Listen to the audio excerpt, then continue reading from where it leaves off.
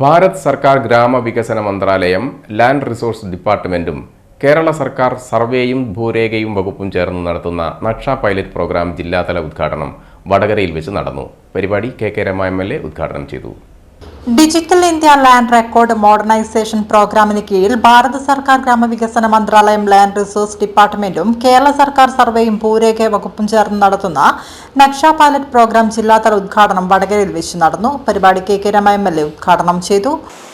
നമ്മുടെ കേരളത്തിൽ തന്നെ സർക്കാരിന്റെ പ്രധാനപ്പെട്ട റവന്യൂ വകുപ്പുമായി ബന്ധപ്പെട്ട പ്രധാനപ്പെട്ട നിർദ്ദേശങ്ങളും പദ്ധതികളുമാണ് ഒന്ന്, എല്ലാവർക്കും ഭൂമി, എല്ലാ ഭൂമിക്കും രേഖ, എല്ലാ സേവനങ്ങളും ഡിജിറ്റൽ. അതിൻ്റെ ഭാഗമായിട്ട് എല്ലാ സ്ഥലത്തും പട്ടയ മിഷനും നടത്തുകയും പട്ടയ വിതരണം നടത്തുകയും അതിൻ്റെ തുടർ പ്രവർത്തനങ്ങളൊക്കെ നടത്തിക്കൊണ്ടിരിക്കുകയും ചെയ്യുകയാണ്.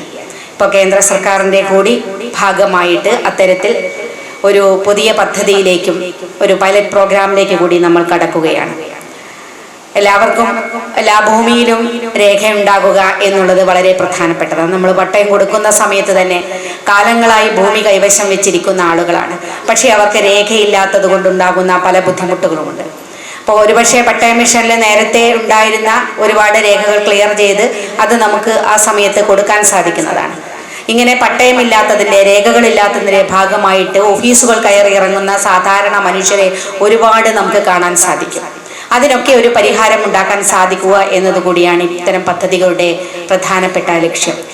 അതോടൊപ്പം സർവേ സംബന്ധിച്ചുള്ള പരാതികൾ, സർവേ കൃത്യമായി നടക്കാത്തതിൻ്റെ ഭാഗമായിട്ടുണ്ടാകുന്ന മറ്റ് ഒരുപാട് പ്രയാസങ്ങളുണ്ട്. ഇപ്പം ഏത് ഭൂമിയായാലും, ഒരുപക്ഷെ സ്വകാര്യ വ്യക്തികളുടേതായാലും പബ്ലിക്കിൻ്റെതായാൽ പോലും, മുനിസിപ്പാലിറ്റിയുടേതായാലും മറ്റ് പൊതു ഇടങ്ങളുടേതായാലും പൊതുസ്ഥാപനങ്ങളുടെയൊക്കെ കൈവശമുള്ള ഭൂമി പലപ്പോഴും അതിനകത്ത് തർക്കങ്ങൾ നിലനിൽക്കുന്നത് നമുക്ക് കാണാൻ സാധിക്കും. ആ തർക്കങ്ങൾക്ക് പരിഹാരം ഉണ്ടാക്കുക എന്നുള്ളതും വളരെ പ്രധാനപ്പെട്ടതാണ്.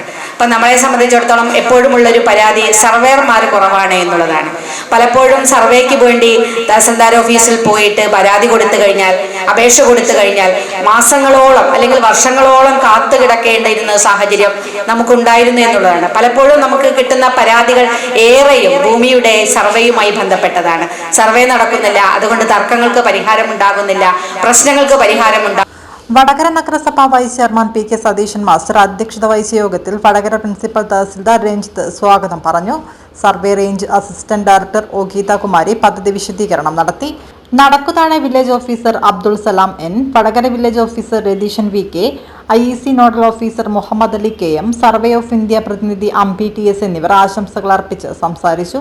ടെക്നിക്കൽ അസിസ്റ്റന്റ് CGTP ചടങ്ങിന് നന്ദി പറഞ്ഞു.